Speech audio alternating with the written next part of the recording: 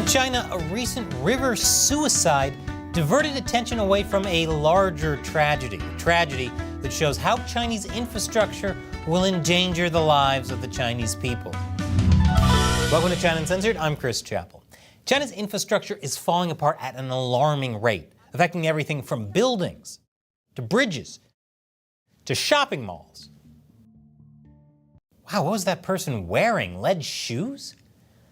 But while structures in China often fall apart just fine on their own, changing circumstances are set to make the situation much worse. According to a 2022 report by the United Nations Intergovernmental Panel on Climate Change, China will be among the countries hardest hit by climate change. And we are already getting a glimpse of what that could mean for China's wonky infrastructure. In July, heavy rainfall combined with shoddy construction caused the roof of a school gymnasium to collapse in the northeastern city of Qiqihar, leading to the deaths of 19 people. In the same province, another gymnasium collapsed in November after the region became engulfed by a strong blizzard, killing 3 people. And that's assuming the government numbers are accurate, which they usually aren't.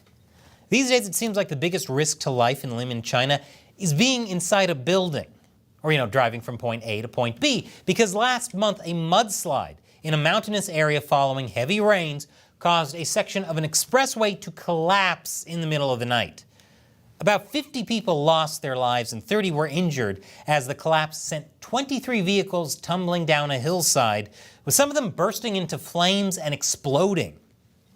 And it could have been a lot worse if not for a driver at the scene reacting swiftly and parking his truck across the highway to block others from driving into the chasm that had opened up on the expressway. Despite the driver's heroic act, the expressway collapse is one of the deadliest disasters of its kind in China in recent years. And it was particularly scary since it happened during the first day of a May holiday, where many Chinese are on the road to visit their parents and family. On top of that, this was the second time in a year that a slope collapse occurred on that same expressway. An expressway that has also been beset by technical difficulties before it even opened in 2014. So there are a lot of reasons why the expressway collapse should have been the biggest topic of conversation over the holiday period. But news and attention surrounding the disaster were instead strangely, markedly muted on Chinese social media. Instead, it was a catfishing scandal from the month before that flooded Chinese social media. On April 11th, 21-year-old video gamer Liu Jie committed suicide by jumping off a bridge and into a river in the southeastern city of Chongqing. His suicide reportedly occurred after an online con artist that he thought he was in a relationship with broke up with him after he transferred to her around the equivalent of $70,000. Liu Jie went by the online name Fat Cat, and his suicide, as well as the catfishing leading up to it, has come to be known as the Fat Cat Jumping into the River incident, which admittedly, without context, sounds way more adorable than what actually happened. His online avatar was an image of a cat saying, "I don't want to eat vegetables, I want to eat McDonald's." So people began to have orders of McDonald's delivered to the bridge he jumped from, and food began piling up. Which is dangerous since we know these Chinese bridges can't support any extra weight. At the same time, internet users began to dig into the identity of the woman that had catfished Liu Jie. She was found and subsequently shamed, with some bloggers presenting her behavior as an example of everything that is wrong with Chinese women today. The whole thing went viral online, and in the beginning of May, 13 out of 30 hot search topics on social media platform Weibo were about the Fat Cat tragedy. When it came to interest in the story, people were ba-da-ba-ba-ba, loving it. That was for you, Fat Cat. Even prominent nationalist and political commentator Hu Xijin commented on the case, stating that the sad story had made him tear up. While every suicide is a tragedy on its own, Liu Jie's death could have been an opportunity to discuss the rise of youth suicides, which has quadrupled in China over a decade.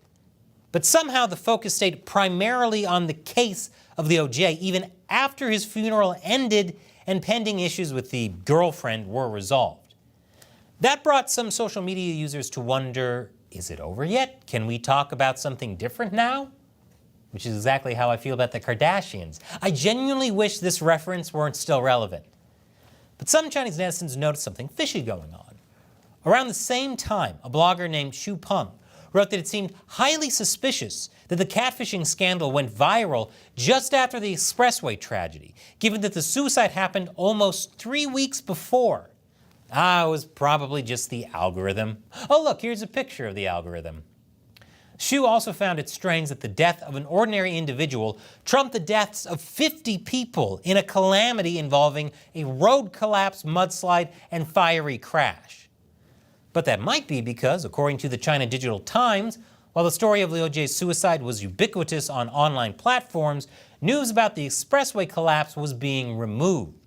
Social media posts written by people affected by the collapse were taken down, along with questions they had raised about the tragedy regarding slow emergency response time, the cars bursting into flames, and the high death toll. There even seems to have been pressure on these people to remove their posts, with the authorities suggesting that they were under the influence of foreign forces, an accusation that usually means that you gotta stop whatever it is you're doing if you don't want things to go very wrong for you. State-run media Xinhua also stopped referring to the collapse as an accident, instead using the term disaster, implying the tragedy was unavoidable and that no one bore ultimate responsibility. It was an act of God. God was the one who made that crappy expressway. No wonder China's officially atheist. Meanwhile, Chinese Vice Premier Zhang Guoqing was dispatched to the afflicted area, illustrating that the Chinese leadership had big concerns about a possible public backlash over the disaster. Now, this is far from the first time the Chinese authorities have used their control over the Chinese media landscape to control the narrative following an incident that garnered public attention.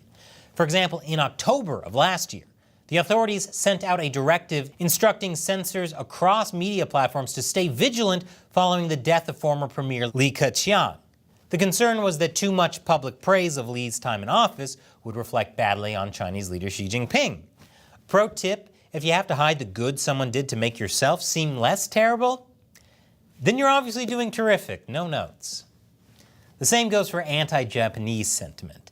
Although the Chinese authorities don't tolerate demonstrations against the Chinese leadership, when it comes to Japanese stuff, it's all right. As one cybersecurity specialist put it, the authorities censor stuff online that they see as a threat to their power. But the CCP is right to be concerned, because China's infrastructure failures are only going to get worse as time goes on, putting who knows how many Chinese lives at risk. And a public backlash might not be possible to contain next time, or the time after that, or the time after that, or the time after that. You get the idea. Bringing you stories like this would not be possible without the support from viewers like you on Patreon. Head over to patreon.com/China Uncensored. All it takes is as little as $1 a month. And as a thank you, I'll answer one of your questions on the show. Today's question comes from G Flow. Hi, Chris. There's actually a new developing story/conspiracy in the Philippines about someone who allegedly became the first Chinese person to become mayor. There was already a Senate hearing about her where they questioned her identity for falsifying her birth certificate, school records, etc.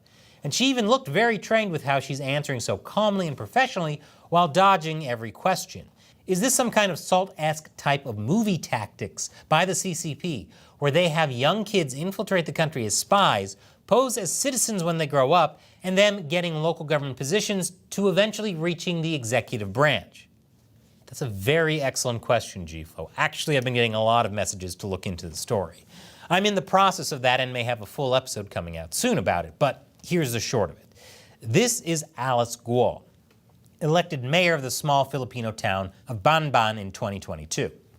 According to the president of the Philippines, no one knows her.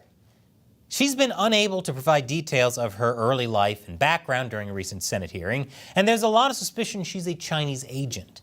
If that's true, it would be a huge story. At the moment, I'm still researching this topic to see what's really going on, because I don't want to take a swipe at someone whose only crime might just be being ethnically Chinese. But it does look like there's a lot going on. So stay tuned. Thanks for your question and your support, G-Flow. Thank you for watching. Once again, I'm Chris Chappell. See you next time.